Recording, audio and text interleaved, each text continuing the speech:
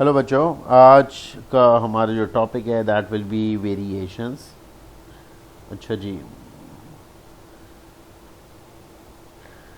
Variation जो है वो एक बहुत टेस्टिंग एरिया है पेपर 1 के अंदर। ठीक है, वेरिएशन दो किस्म के होते हैं। बहुत इजी तरीके से आप समझना है इसको, आराम से ये टॉपिक ग्रिप हो जाएगा। दो तरीके के प्रोपोर्शन है जो आपने पिक करने हैं, जो समझने आपको। एक है आपका डायरेक्ट प्रोपोर्शन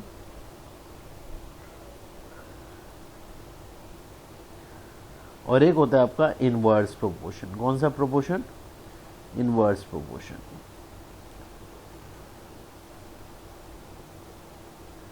डायरेक्ट प्रोपोर्शन का ये मतलब है कि दो क्वांटिटीज ऐसे रिलेट कर रही हैं डायरेक्टली कि अगर एक क्वांटिटी बढ़ती है तो दूसरी क्वांटिटी भी एट द सेम टाइम क्या होती है? इंक्रीज होती है। क्लियर है? और वाइस वर्सा। इसका क्या मतलब है सर? अगर एक क्वांटिटी कम होती है तो दूसरी क्वांटिटी भी एट द सेम टाइम क्या होती है? कम होती है। यहाँ तक क्लियर है? सही है। इनवर्स रिलेशन का ये मतलब होता है कि अगर एक क्वांटिटी बढ़ रही है तो दूसरी quantity at the same time क्या हो रही होगी? कम हो रही होगी। और वाइस वर्सा क्या है सर? अगर पहली क्वांटिटी कम हो रही है तो दूसरी क्वांटिटी क्या हो रही होगी? बढ़ रही होगी। अब इसकी एग्जांपल समझो। डायरेक्ट प्रोपोर्शन की आसान एग्जांपल है, when you are going to purchase something. आप 10 रुपये पर एग लेने जाते हो। जितने ज़्यादा पैसे लेके जाओगे उतने ज़्यादा एग्स आएंगे। हाँ या ना? हाँ या ना? तो एक्स लेट सपोज एग्स है और वाई लेट सपोज वो है मनी है। जितने ज़्यादा एक्स चाहिए उतने ज़्यादा पैसे चाहिए, जितने कम एक्स चाहिए उतने कम पैसे चाहिए। सिंपल है, सही है। डायरेक्ट प्रोपोर्शन इस्तेमाल होता है when you are purchasing something. ठीक है, आसान एग्जांपल याद रखना, when you are purchasing something.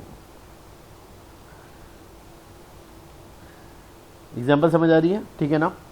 Inverse proportion में क्या था सर? एक क्वांटिटी बढ़ रही हो तो दूसरी क्वांटिटी क्या हो रही हो? कम हो रही हो। इसकी एग्जांपल जो आपका कॉमर्स बैकग्राउंड का बच्चा है वो आसानी से समझ लेगा। उसकी पहले मैं एग्जांपल उससे हिसाब से दे देता हूँ। Demand and price. अगर प्राइस बढ़ रही होती है किसी चीज़ की, आपकी किसी भी चीज़ की प्राइस बढ़ेगी तो उसकी डिमांड क्या कर जाएगी? फॉल कर जाएगी। हाँ या ना?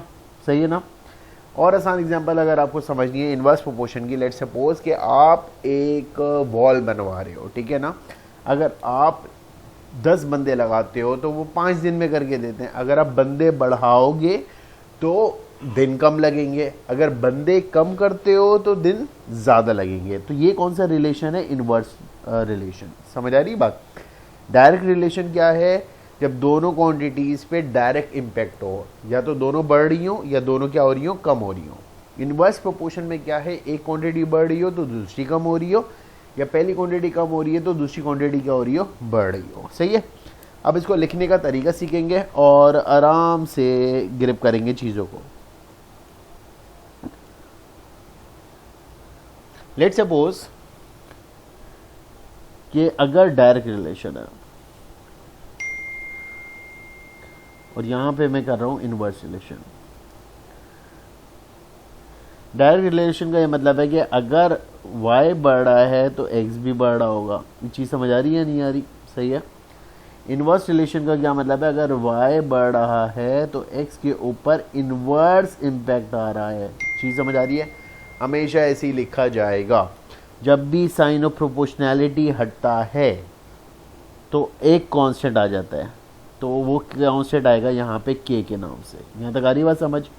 जब भी डायरेक्ट रिलेशन का वर्ड इस्तेमाल करेगा आपने इस फॉर्मूले को यूज़ करना है हमेशा। अगर इनवर्स रिलेशन है तो आपने क्या करना है? y इक्वल्स टू, इसकी जगह पे क्या आएगा? कांस्टेंट आ गया और आपका अपॉन में आ गया x। जब भी इनवर्स रिलेशन आएगा तो आपने इस फॉर्मूले को इस्तेमाल करना है। इसके अंदर वेरिएशन कैसे आएगा कि अगर उसने सवाल दे दिया कि y is directly proportional to square of x। अगर स्क्वायर ऑफ x दे दिया तो वो क्या करोगे आप? सर फॉर्मूला सेम है बट आपने क्या लगाना है? यहाँ पे स्क्वायर लगाना है। डायरेक्ट रिलेशन में हमेशा ये फॉर्मूला लग रहा है, इनवर्स में हमेशा ये फॉर्मूला लग रहा है। x में या y में चेंजेस आएंगे डिपेंडिंग ऑन द कंडीशन। अगर वो स्क्वायर बोलेगा तो अपने स्क्वायर लगाना है जहाँ पे वो बोलेगा। अगर रूट बोलता है तो वहाँ पे रूट लगाना है जहाँ वो बोलेगा। चीज़ समझ आ रही है? बट जनरल फॉर्मूला ये है डायरेक्ट रिलेशन का और एक इनवर्स रिलेशन का। चीज़ समझ आ रही है? अब एक पास्ट पेपर का क्वेश्चन है छोटा सा, वो हम समझते हैं और फिर हम आगे चलते हैं।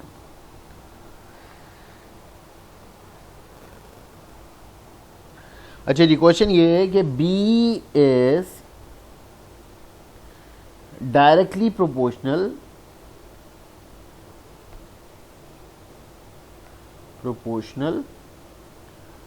Two cube of A। अब सवाल समझना कि करना कैसे, ठीक है ना। आगे क्या लिखा है, गिवन दैट, अब एक पेयर देता है, वो पेयर इस वजह से देता है ताकि आप K निकाल लो। Given that B equals to क्या आ रहा है 4, जब A क्या है आपका 2। फाइंड B, सर B निकाल के दो जब A कितना है 5। यहां तक क्लियर है? सवाल समझ आ रहा है? अब इसमें से मैं कीवर्ड निकाल लूं ताकि आपको चीजें ग्रिप हों, ठीक है ना बेटा। अच्छा, मैं पहली बात, सर डायरेक्ट प्रोपोर्शन है, सर क्यूब का रिलेशन है, सर एक पेयर खुद दे दिया है, बाकी चीज़ें वो मांग रहा है। यहाँ तक क्लियर है? सर डायरेक्ट प्रोपोर्शन, अभी आपने क्या सीखा है, डायरेक्ट प्रोपोर्शन में फॉर्मूला कौन सा लगाना है, जल्दी से बोलो कौन सा फॉर्मूला है बेटा, y इक्वल्स टू के ऑफ एक्स। हाँ है ना। बट यहाँ पे क्या बोल रहा है वो, क्यूब है a का, तो यहाँ पे मैं b y की जगह पे क्या रख रहा हूँ, मैं b रख रहा हूँ, और x की जगह पे क्या रख रहा हूँ, मैं a रख रहा हूँ। a का क्या है क्यूब, आपने क्यूब लगाया है, बन गया फॉर्मूला। यहाँ तक आई बात समझ नहीं आई? इजी है। आगे क्या करना है, सर एक पेयर खुद दिया है, सर वो इस वजह से दिया होता है ताकि आप कांस्टेंट निकाल लो। b कितना है 4, आपने b की जगह पे 4 रख दिया। चीज़ समझ आई बात या नहीं आई? k की जगह पे k रखा, a की जगह पे 2 का क्यूब रख दिया।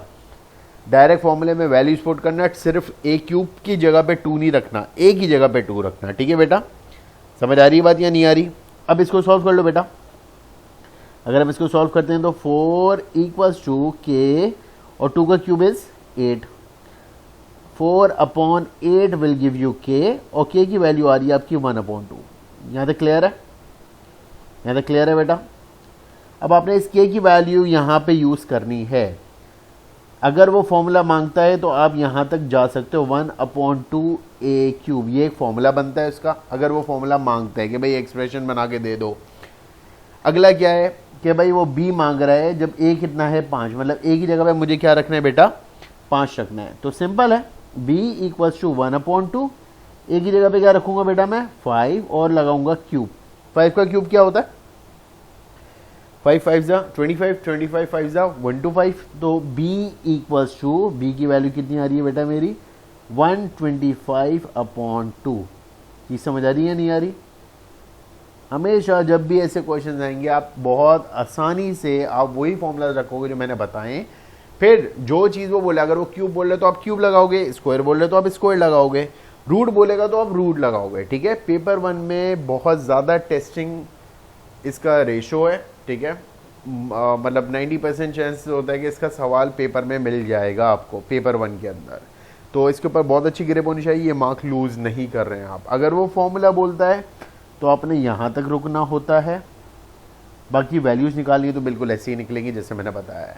अगर फॉर्मूला निकालना है तो आपने सिर्फ ये करना है कि आपने के की वैल्यू निकाल के पुट बैक करनी है, और पुट बैक करके एक फॉर्मूला जनरेट कर देना है। ठीक है बेटा, सही है।